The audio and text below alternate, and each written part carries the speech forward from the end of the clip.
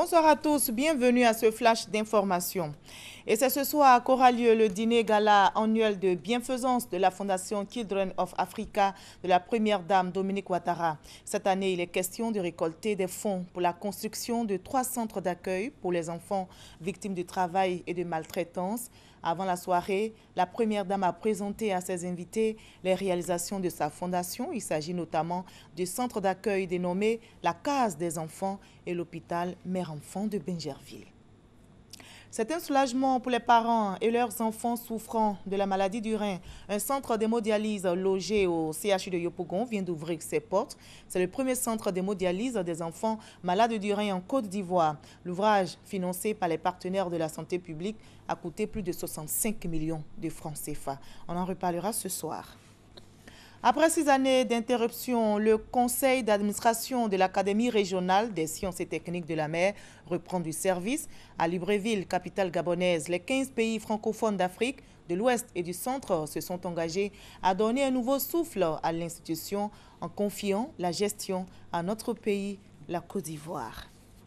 Et loin de Libreville, ici à Abidjan, la fête de la culture africaine se poursuit. Le Massa bat son plein et ce vendredi, avant-dernier jour du marché des arts du spectacle africain, figure au programme, comme vous le voyez, un défilé de mode. Plusieurs stylistes de Côte d'Ivoire, de France, du Sénégal, du Ghana, du Burkina Faso ont organisé des défilés pour montrer leur coupe, leur savoir-faire au public.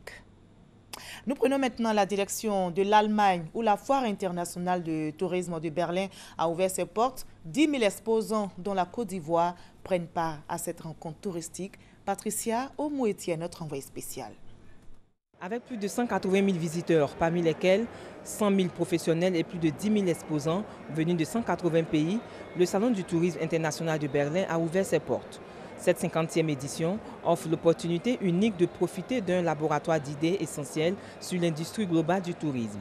Présente au pavillon Afrique sur 100 mètres carrés, la Côte d'Ivoire met l'accent sur son chocolat, le chocolat ivoire. La Côte d'Ivoire a décidé de lancer le label Côte d'Ivoire en matière de chocolat.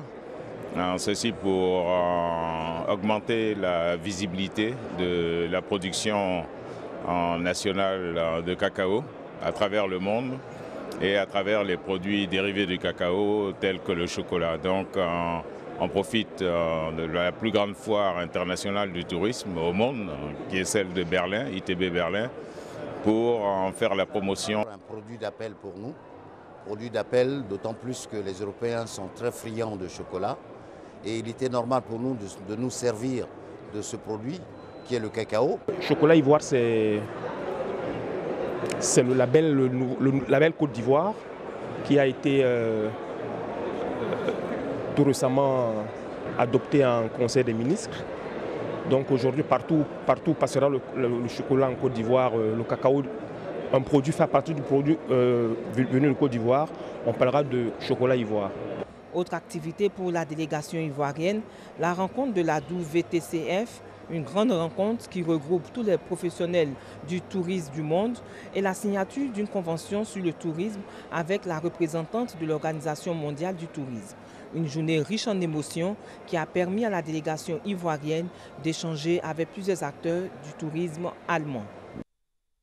Au Niger, l'opposant Ama Amadou a quitté aujourd'hui la prison de Filengue où il est détenu depuis 4 mois pour une affaire de trafic présumé de bébés.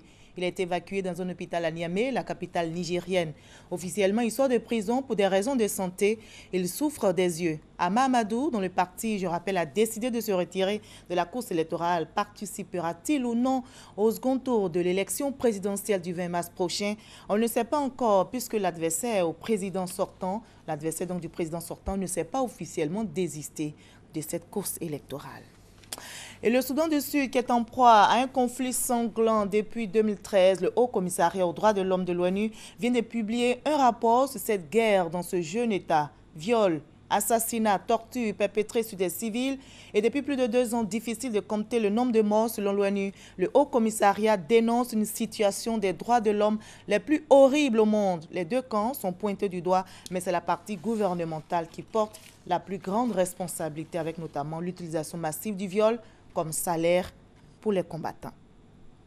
Une minute de silence observée aujourd'hui au Japon. Tout le pays a rendu hommage ce vendredi aux victimes du violent séisme à l'origine d'un tsunami dévastateur et de la catastrophe à la centrale nucléaire de Fukushima. 20 000 personnes avaient péri dans ce drame.